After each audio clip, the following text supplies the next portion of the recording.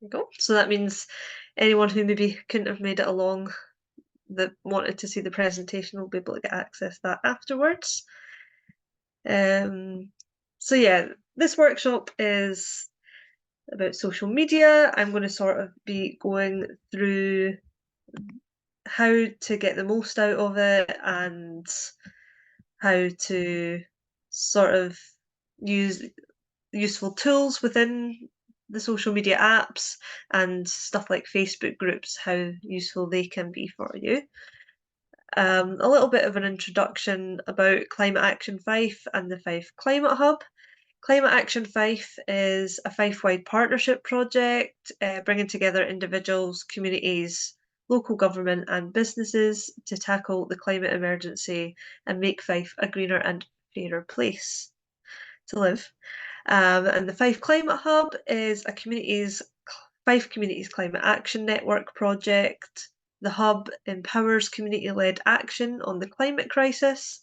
It builds capacity of existing community groups working on climate, delivering stronger collaboration and reaching beyond the climate engaged to grow a diverse network across Fife. And these workshops are part of that, reaching into the community and hopefully training people up and giving them some nice digital skills that they can take forward in communication and talking about the climate emergency as well. So just to introduce myself, I am Andrea Harrower. I am a development worker at Greener Kirkcaldy, which is the lead partner of the Climate Action Fife project, one of 12 or 13 partners now maybe, working across Fife as part of the Climate Action Fife project. I've worked at Greener Kirkcaldy for about 3 years doing some of the communications work. So I'm currently a development worker in communication and events.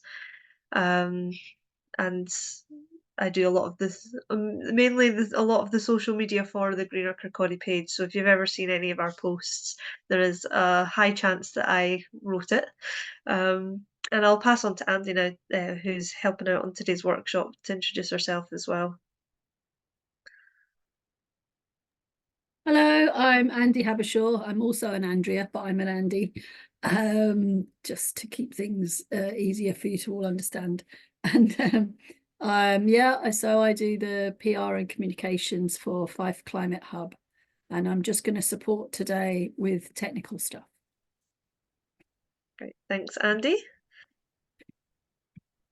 So I'll start sharing the presentation. We've got a nice little sort of introduction task for you to share how you're feeling today. So let me just share my screen. Give me a second.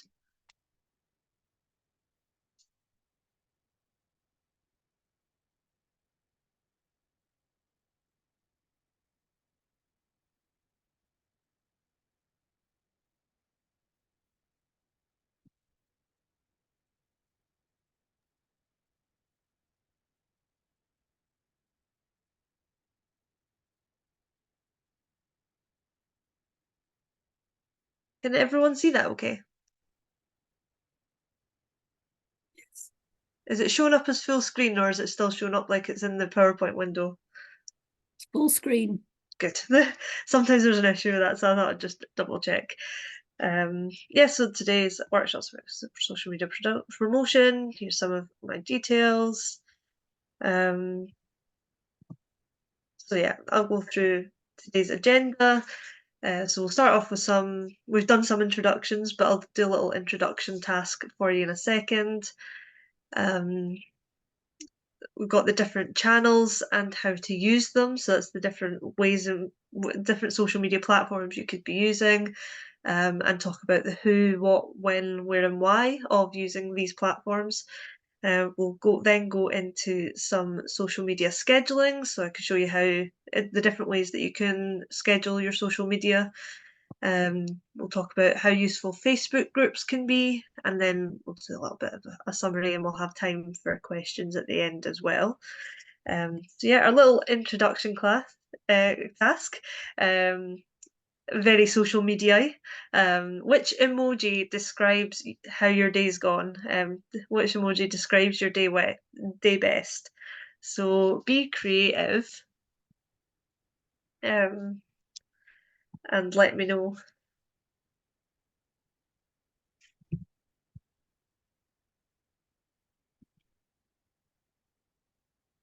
If you could also as well let me in the chat, let me know who you are, what organisation you're from, and you can maybe stick your emoji in there, or you can do what someone else has done and pop it up on your as a reaction on your screen.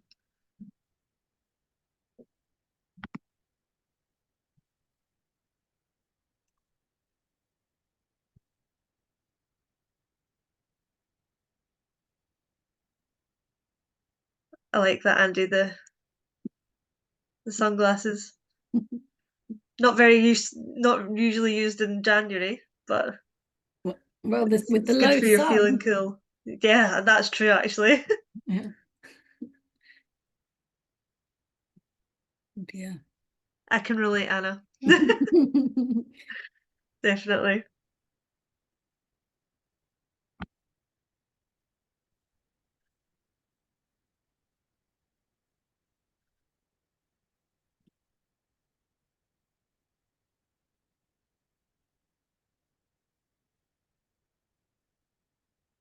Oh, it was the complete opposite in our office, Mandy. It was about 20 odd degrees in our office earlier today.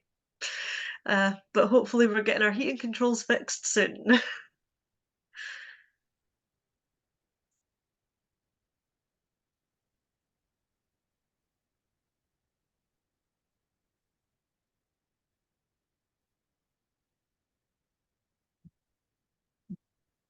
Liking some nice emojis.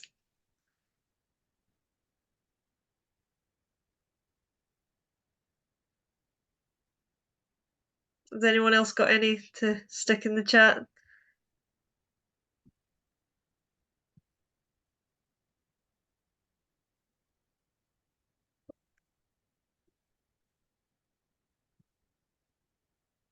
I'll just say, yeah, I picked the little nerd glasses one. I was very hard at work today, and I felt quite good about what I achieved. So little nerd face.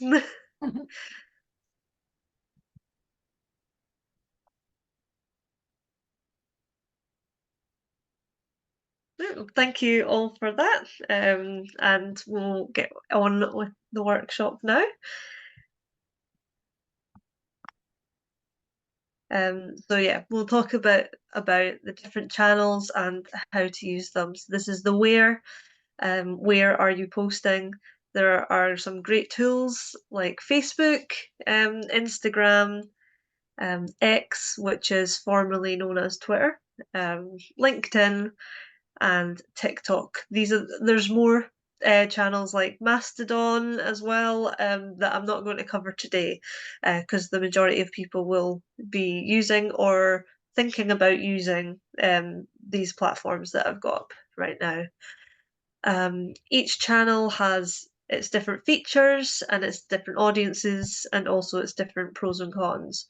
So I'll go through them first. Um, so starting off with Facebook, the pros there are that you have a large audience. A lot of people use Facebook. I think it's one of the most widely, maybe pretty close to Instagram in terms of audience, but it's quite wide in terms of the range of age of the audience. You've got the benefit of Facebook groups now, and you can also upload events to the events calendar on Facebook, and there's also the stories feature. There are some cons. Creating really good content can be time consuming for Facebook. With a large audience, you can also come against some people that are quite combative, especially if you're working in climate change or any other sort of social issues. You can come across some combative comments. And as well, if you've got a Facebook page, you do sometimes open yourself up to spam messages, which are a nuisance more than anything. They're not too disruptive. Um, when it comes to Instagram, the pros there, it's great for sharing visuals. Obviously, it's very photo and video heavy. It's really great for people following and using hashtags. So it's quite common, you'll get a bunch of hashtags on the bottom of an Instagram post. That helps them get found by people who are searching different hashtags. As well as Facebook, Instagram also has stories, and it also has creative features. So if you've got a photo or a little video, or you want to create a video to share on Instagram, they have their own creative features that you can use to sort of make them, its own little editing tools. Again, the cons on that, it is time consuming to use all those creative features to make nice posts. You can also get spam messages on Instagram. One thing, if you're used to using your laptop or your computer, Instagram is less computer friendly. You can't upload stories um, on Instagram on the computer, so it is more optimized for mobile. And the biggest con for me for Instagram is that you can't share links. So if you've got a new blog up, then you can share a photo, you can describe the blog, but you can't actually get a clickable link in the Instagram post. Um, Twitter or X, the pros are that it's quick to use, you can be short to the point, you don't need to share any images if you're just trying to get a quick point across. It's really good for communicating people with a shared interest. So if you're working in a particular field, it's good with communicating people that are also in that field, or business to business, or group to group. And it's good for sharing news that might be relevant as well. The cons is X is seeing a large drop in engagement and users currently, so it might seem less and less viable. It's something to definitely keep an eye on. There's a character limit, so you can't say too much. You've got to sort of limit what you're saying to a very sort of small group. Um, and you can't edit your tweet after you've done it. So if you've made a typo, you're kind of stuck with it. It's also time sensitive. The feed is changing so quickly, even with less users. So you've sort of got to be quite quick on that one. LinkedIn, I'm not sure how many of you maybe use LinkedIn. We sort of mostly use it at Greener Kirkcaldy for job postings or sharing big bits of news or stuff about awards we've maybe gone in for. But the pros for that is you can communicate with professionals. Um, you can sort of pick people's brains in the professional field as well. You can share your news. You can do some recruitment. You can ask questions as well. So if you were struggling with something, let's say about social media, you can ask your connections and they might have an idea or an anecdote that might help you.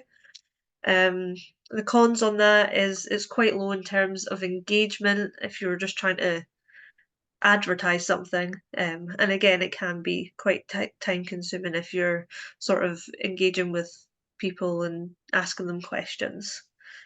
And finally, TikTok, which is a very fast growing platform, which is definitely a pro. There's a lot of people sort of using TikTok, definitely the younger generation. There's sort of It's a sort of pro and a con. There's an opportunity for high engagement, but it's very hit or miss. Something can really go viral or not go viral. But again, there's creative features. When you're creating videos in TikTok, it's got its own sort of elements of editing software in there.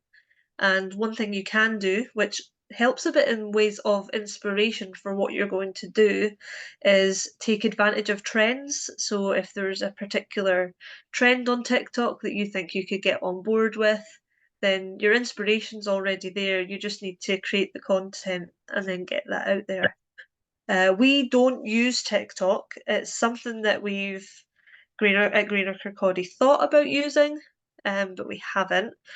And as a human, I am a very big consumer of TikTok. I do watch a lot of TikTok. So that's sort of from my perspective where the pros would be. In terms of cons, more so than any other platform, it is definitely time consuming. It's creation of video content really, which is a time-consuming medium. Much like Instagram, it is optimized for your phone. You can really only use it on your phone, and it takes a lot of creative skill and thought to sort of create these creative pieces of content, really.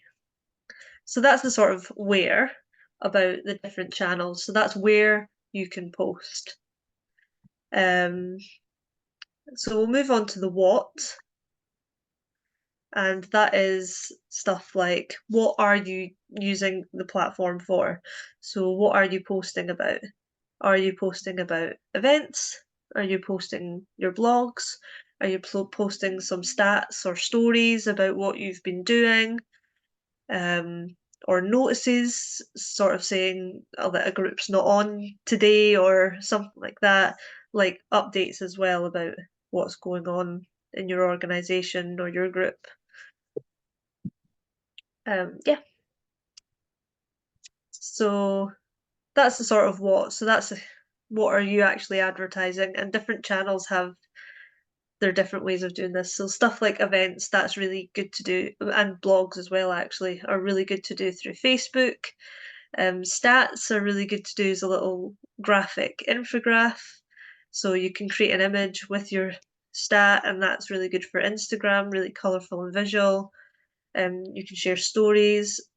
Stuff like photos of people do really well. So if you're sharing a volunteer story, maybe, that goes really well across all platforms usually. And having someone at the front of someone's face in a photo makes it warm, it makes it inviting, and people really do engage with that. The who. So the who is your audience. That is the people you want to reach with your content. If you're a gardening group, you want to outreach to people who are interested in gardening. They might be a specific age or live in a certain area. The same with any sort of climate content or any other niche that you may have, or even if it's a specific age group or a geographic location that you're trying to target. But the more specific you can be, that helps you be more effective. So instead of just focusing on the age group or the location, you can maybe take both into consideration and special interests and stuff as well. And that will really help dictate what platform you would use and how you would use it. So obviously, if you were trying to engage with maybe Gen Z or millennials, you would use TikTok or Instagram. If you're trying to get a big span of cross-generational, then you're looking at something like Facebook. So that really helps guide you on what platforms you would use. There's also, when it comes to communicating about climate, there's different audiences. If you were in one of our previous workshops, you might have seen this little diagram. I'm not going to delve into it too much, but it basically is sort of different audiences that could engage with your content. And in terms of climate stuff, you're going to have better luck with the established liberals than maybe the disengaged battlers, who are a group of people who are disengaged from climate action and will probably put a wall up against any content around it. So that's the sort of thing you want to think about when you're segmenting your audiences in your head, sort of what age they might be. So established liberals usually might be on slightly the younger side, or maybe they're more female. It's that sort of thing you might think about. Usually, in a small community group, it's people like it's your peers.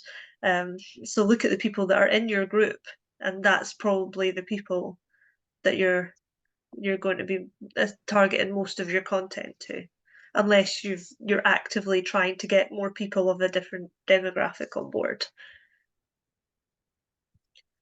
So this is the when. And that's sort of a big factor as well. Do you put your post out in the morning, in the afternoon, or later on in the evening? And the best time to post depends on all of the other factors that I've covered before. What platform you're using, what you're posting about, and who you're targeting. So I've got like a little mini task for you right now. An example would be if you're doing a Facebook post about an upcoming event aimed at parents of 5 to 8-year-olds. Maybe pop in the chat what time of the day.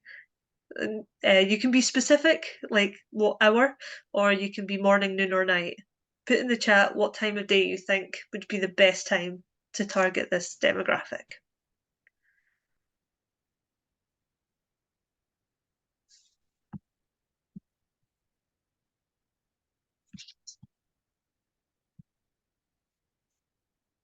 Okay, some people say morning, 4 p.m.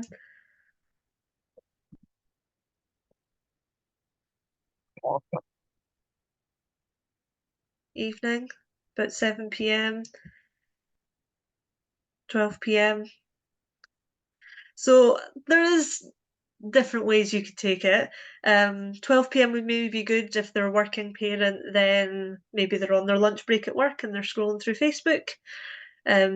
AM, maybe they're in a bit of much of a rush trying to get the kids ready and out the door, and if they've got work, then they're heading to work themselves. So probably not in the morning. Um, but evening or something like 7 p.m., basically when the kids have gone to bed and they're getting a little bit of downtime before they can sleep.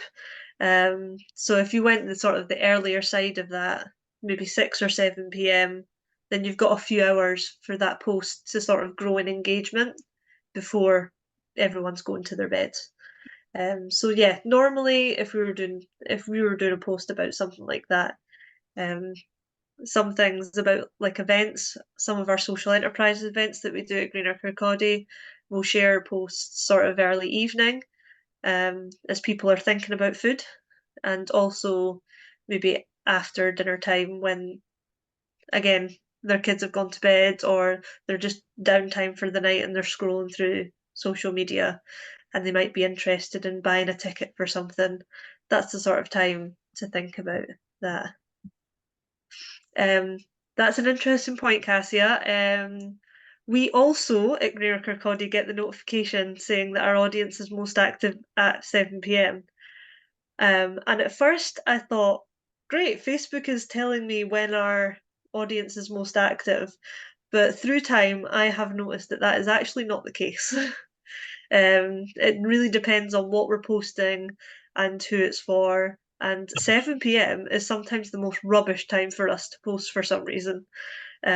So, although it can be useful that social media is sort of telling us when our audience is most active, it's not necessarily true, and you should take it with a grain of salt and just go by what you've posted at different times.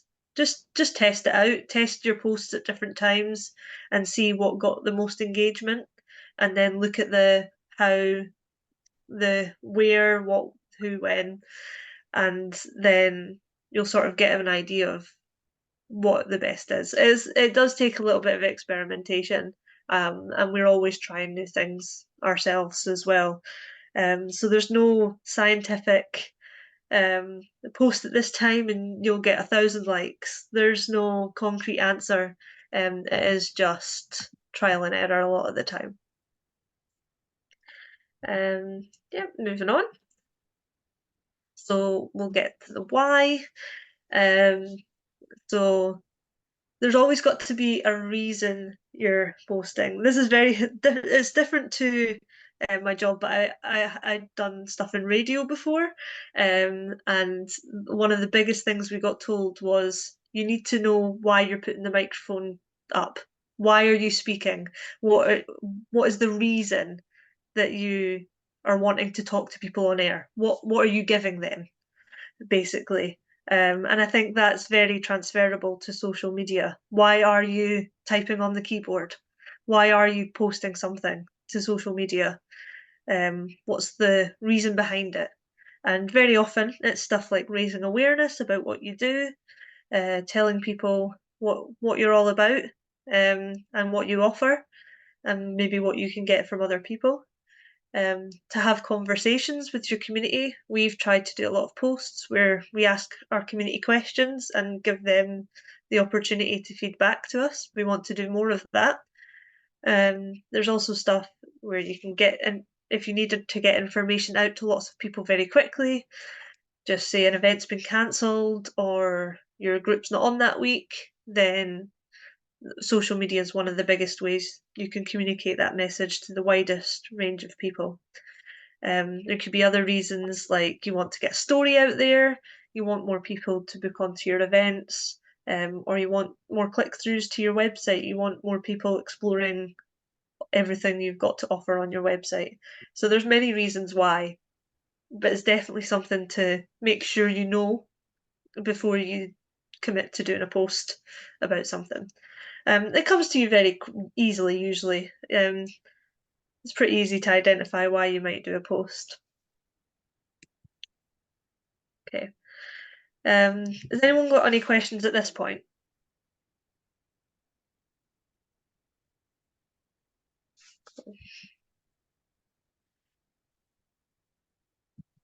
Okay, Mandy, what kind of post have you found works well to generate reactions other than just likes? Um, Volunteer stories do really well in terms of getting love reacts, which are really good. And sometimes statistics, if they're really good excuse me, if they're really good statistics, you'll sometimes get the sort of shocked emoji or something like that. But the most common reaction we get, other than like, is love. So that's when you're sharing very human stories, that usually gets the love react, or something really positive, a positive piece of news, or really nice photos. They usually get the love react, really. Um, and I do like a good love react. That makes me happy when I see we get a lot of love reacts, because it's sort of that one step further, that they're reacting slightly more emotionally than just, oh, I like that post. Which are also great, obviously. It really helps build your interactions. Um, so yeah, something that we found did really well on our social media recently was we've been doing posts for Veganuary. Part of our work is food-based at Greener Kirkcaldy. So we did a lot of posts through Veganuary, and one of them was a simple switch post. So that was a bright visual graphic that showed you how much carbon, money, and well, how much carbon and money you were saving from switching from something like chicken in a curry to chickpeas in a curry. And it also showed you the protein and the fiber stats on that, to give you a little bit of extra information. And that did really well. So it's sort of just stating the facts as they are, in a positive light, seemed to really connect with people, which was really good. Should you get written consent to use a photo of person on social media? Verbal consent's fine. If you want to make sure you've got that record of written consent, that's fine. It definitely protects you. But if someone's given their verbal consent, then you can use their photo on social media. You've had verbal confirmation of that, so they shouldn't really raise an issue at that point. Thanks for that question, Gillian. Um, so yeah, if there's no more questions at the moment, before we move on to talk about Facebook scheduling, well, or social media scheduling, should I say, and Facebook groups, we're going to break you out into some groups, maybe about um, 2 or 3 groups, um, and you're going to sort of come up with a social media post, looking at that, deciding on who you're going to target, what platform you're going to use, what's your message as well, and what format you're going to use. So are you going to just do it in text form? Will there be a photo? Will it be a graphic? Will it be a video? So it's basically your what when, where, who, why.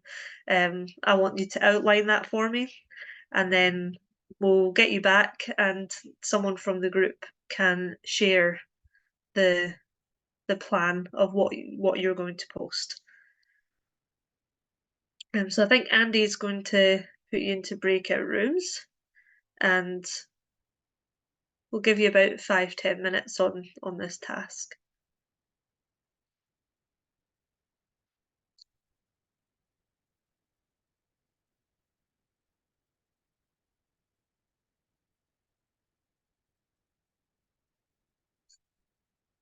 Not too bad. So what we'll get you to do now is, if someone from each group is happy to speak from their group, we'll start with room 1, which was Eileen, Cassia, and Richard.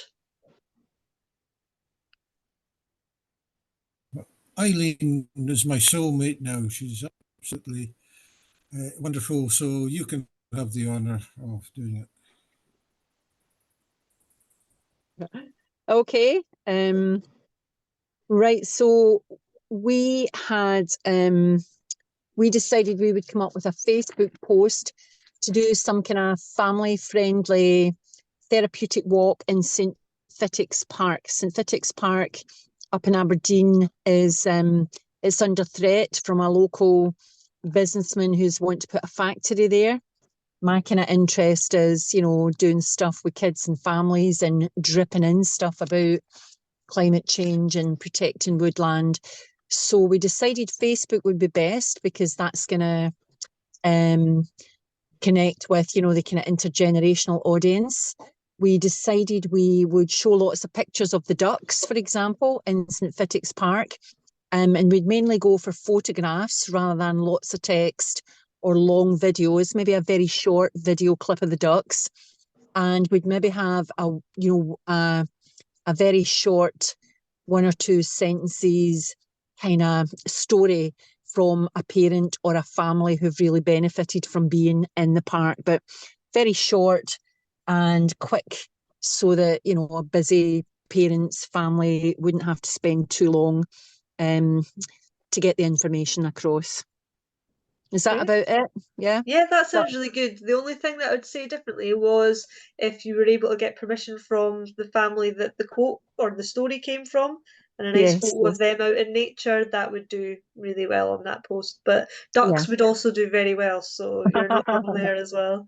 Do we need to get the ducks? Do we need to get the ducks' permission? No, yeah, you're okay with that one. Room 2, Gillian and Janice. Janice, do you want me to do it? Well, I can't be seen on video, so if you want to do it, that would be fine. Yes. Okay. So Plant are planning to run a climate quiz or a quiz with a climate kind of theme coming up quite soon. So we just thought we'd talk about that. So it's basically us wanting to advertise an event. We thought it might be quite good to have some cartoon images of a quiz, but then we weren't too sure where we would get those or what you can use off the internet that we could just slot in. We want to reach a wide demographic and new people, so we didn't want it just to be the usual people who come to our events. We thought we could use Facebook and Instagram. We thought we might get some younger people through Instagram. Although we realised that we need a good image to go with it. We'd probably send it out in the sort of 6 to 7 p.m. slot in the evening. And the reason why we're doing it, well, that would be to get people to come along to the event and to raise awareness about plant in general, so that they might come along to other things that we organise. Yeah, that sounds good. I guess in terms of you're not sure about how to create the graphic, if you're coming to next week's workshop, then we will cover things like that. Because that'll be how to use Canva, which is, yeah, So go and look up that, and if you're not already coming, if you're interested, please do book onto that. But yeah, no, and if you created a graphic, that could, if it was bright and colourful enough, that could also be the picture for Instagram. You'd probably be okay with that. But yeah, for a quiz, that does seem to be really good sort of advertising. People sort of recognise that sort of format of a photo as a quiz, and it sort of draws the eyes in and makes it seem quite interesting. So Okay. that would be quite a good idea to do. Sounds really fun, actually. I do like a good quiz. Yeah. Well, come along. We'll let you know when it is. Thanks. Room 3, Emma and Rachel.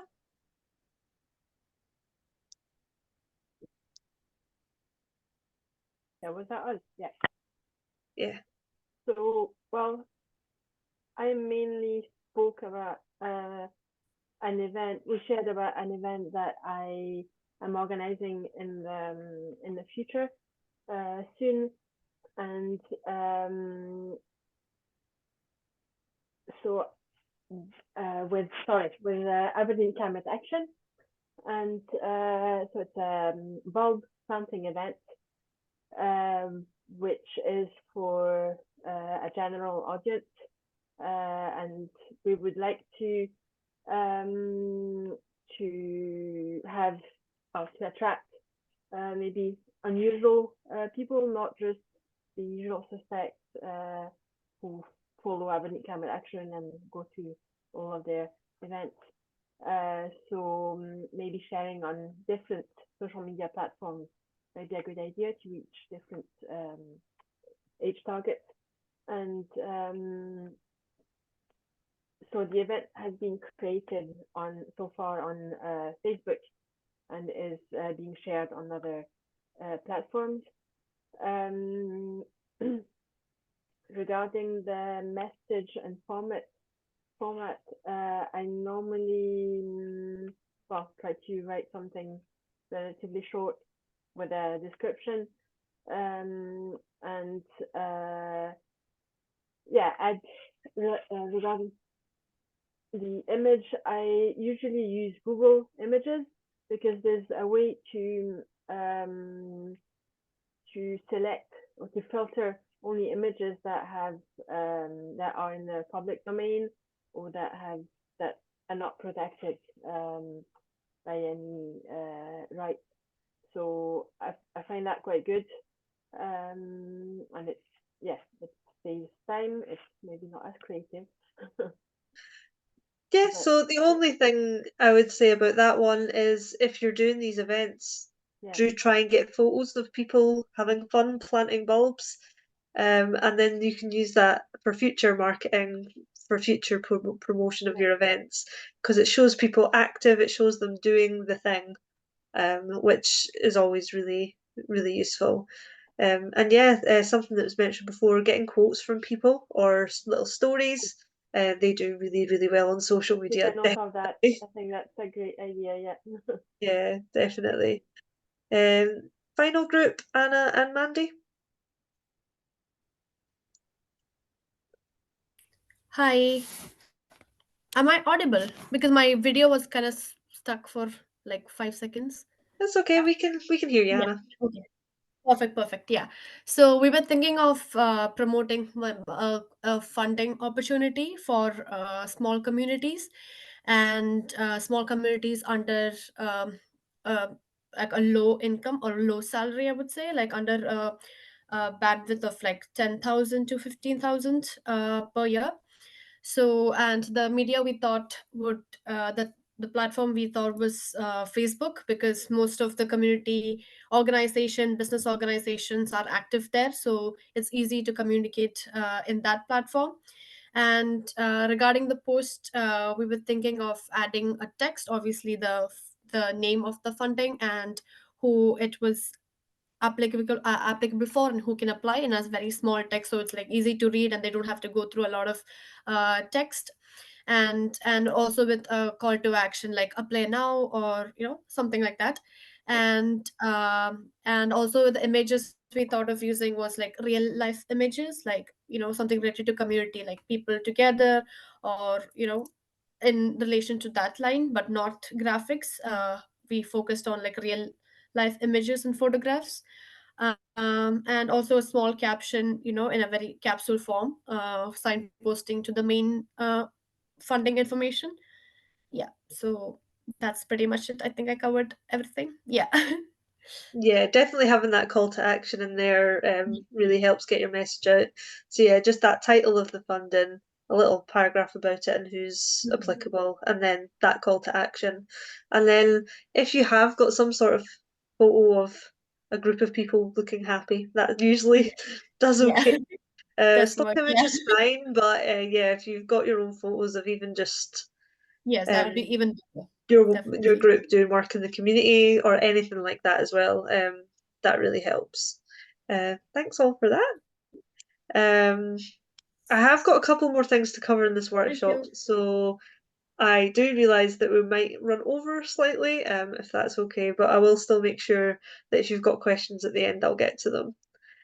So the next bit to move on to is about social media scheduling.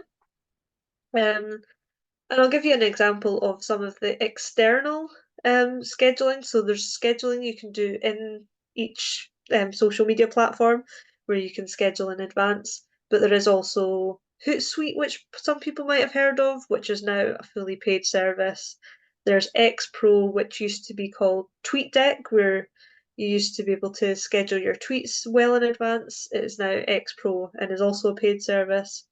The only one that I could find that still seems to be really okay and free is called Buffer. So that you can have up to 3 platforms subscribed to Buffer, and you can schedule up to 10 posts at a time. So that's if you wanted to schedule Facebook, Instagram, and let's say Twitter or X, all at the same time, then you could do that through something like Buffer.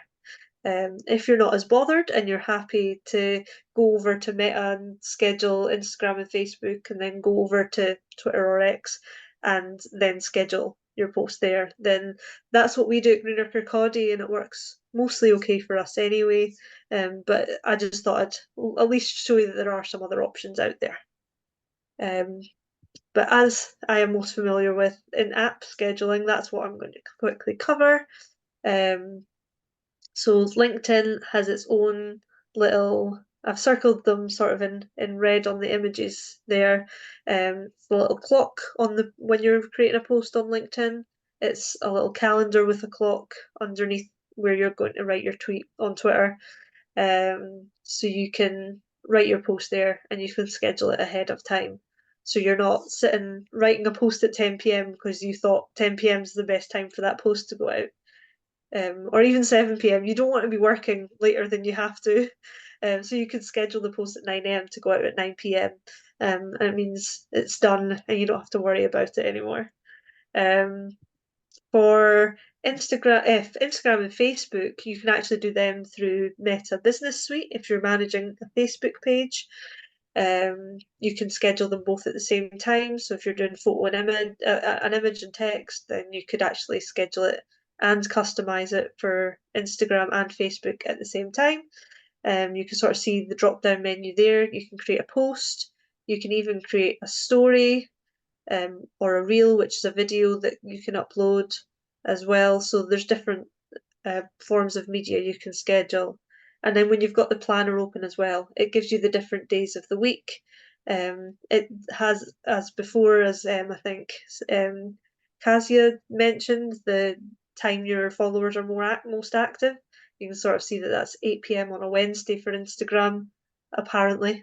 I don't know for sure. And so you can sort of see your schedule for the week and what's going to get posted. That's especially useful if you've got more than one person using your social media platform. If you've got more than one admin that posts on social media, you can both go to the planner and you can actually see what each other have put in the schedule. So you're not both posting something at the same time, let's say. So yeah, It's worth having a play around with if you've never used it before, but if you've got a Facebook page, you'll definitely have, and you're logged into Facebook, you can definitely get into Meta Business Suite, it's called, and that's where that's your base for scheduling posts for Facebook and Instagram. So just quickly before we finish up for questions, I'm going to go on to Facebook groups. I don't know how many of you have used these to help promote your message before. Locally to us, we've got quite a few groups, and they are very useful. As you can see, there's ones like Love Kirkcaldy, which is very local to us at Greener Kirkcaldy, and there's over 20,000 members. That's 20,000 people that are signed up to get notifications, or not so much notifications, but posts from this group in their feed. So it might be people that aren't following your page. This is a really good way to start getting those people engaged. Is honestly, if you just search your town or your local area in the search box in Facebook, you will probably find a Facebook group that's about your area. So if you search Kirkcaldy in groups, you'd have Love Kirkcaldy. There's a couple of other ones as well, but Love Kirkcaldy is the biggest. And all you need to do is join the group, and then you can post about whatever you're going to post about, and then the admin of that group can then approve that post, and it would go out to anyone who was looking in that group. So yeah, it's a great way to reach people who you might not be through just your followers on your page, and it'll hopefully help bring you in new followers as well. Another thing to note is some groups are private, so some groups you don't have to join to be able to post on, or be able to at least see the posts on, but some are private, so you need to request to join the group, and only when you're part of the group can you then post. So just different privacy settings for different preference of group. And not only are they location based, sometimes they're location and interest based, or sometimes they're just interest based. So Kid Around Fife is aimed at parents of families that want to know about what's going on for their families around Fife. So sometimes you can find sort of handy groups like that. So yeah, they're a great way to get your message across and concentrated at an active group of people who aren't already following your page. They're usually centered around location or a special interest, or sometimes people who have a shared experience. So some people who've served in the British Army, or people who have a neurodivergency. There's loads of groups on Facebook that sort of target those. So people who are interested in climate action, there's definitely different groups out there about that. If you wanted as well, you can also create your own Facebook group, and it creates a forums sort of style communication method. So if you had a community, you created a group around a certain subject or a certain cause or a certain location, then people can post on that, and you can also post on it, and you can respond to them. So it's a little bit more like a forum than someone just commenting on your post on your page or messaging you. So it's something you might be interested in. It's not something that we personally do, but I just thought that's part of what Facebook groups are as well. You can create them and manage them yourself. I'll just put a little summary of what we've covered in today's workshop in there. We covered the where, what, who, when, and why of creating a social media post. We've looked at scheduling, so you don't have to spend your evenings doing posts and post them out at the time. You can schedule them in advance. And we've looked at Facebook groups where you can tap into more of a niche market, get an engaged audience that maybe aren't already engaging with you. Sorry that I've overrun a little bit there, but if you do want to stick around and ask some questions, please do. I don't know if Andy wants to do the end of workshop housekeeping, then we could do some questions, or if we want to just do the questions first. Can we do the quick poll? Yeah, let's do that stuff first. Okay. So yeah, we've just got some questions that I'll get putting it up in a poll form, and if you could just answer them for us, that would be really great. There's just 2 questions. The last question is a dummy one.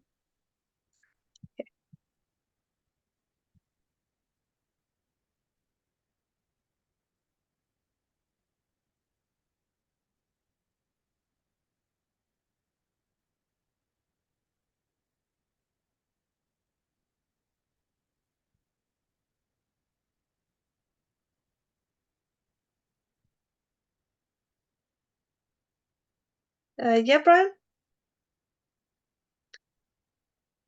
Yeah, what's the relationship between a page and a group?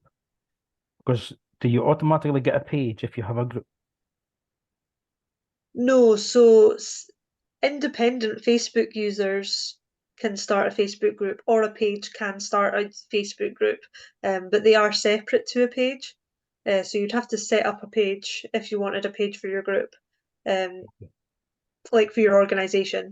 But if you wanted a Facebook group to create that discussion, that forum, then you can create that separately. But you could also do it as your page if that makes sense. Well, that's maybe what confused me. Because I got totally confused when I was starting a page for something, and then I ended up doing a group. And there's one group I'm in where there's actually 2 pages, and I don't know what's happened there. And there's also another page that I've got that somebody else must have built, because I don't have any access to it. It's me, it's about me, but I don't have any access to it. I can't see any way. So I just have to give That is a Facebook bit a shot. strange.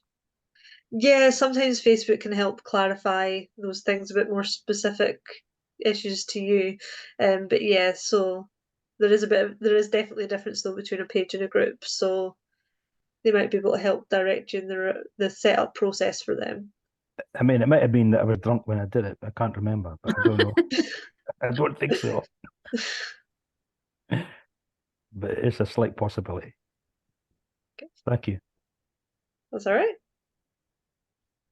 Okay. Has everyone participated who wanted to?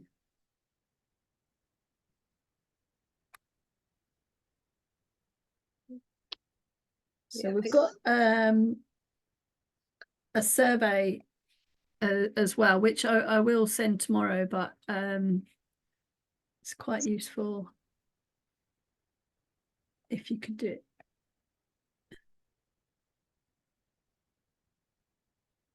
Oh.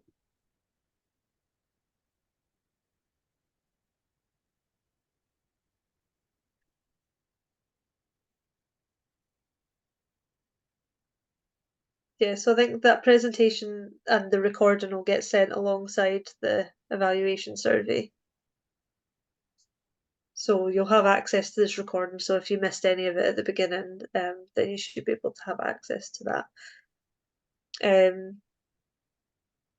Just to say as well, there is another workshop next week about Canva, which is an online platform where you can create designs, which can be very useful for social media, and create sort of videos and use AI tools as well. So I'll be co-delivering that with Gavin, who is from St Andrews Environmental Network. I was trying to remember it there, and he'll help me deliver that and teach you all about Canva. But yeah, we can move on to questions now. So I'll go to Rachel. If Thank you. Yeah. Yeah, no, well, sorry, I thought we were going through questions already.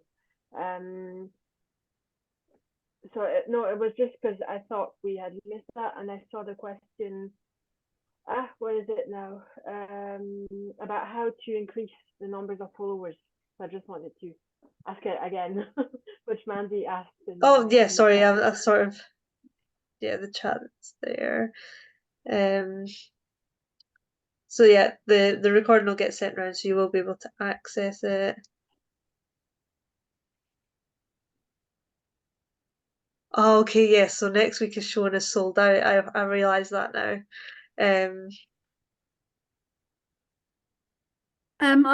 If you email info@fcan, I've put it in the chat. I'll send the link because I can't increase the numbers. So if you just email me, I'll send you the link to join, the right link. I'll stop recording now if everybody's okay.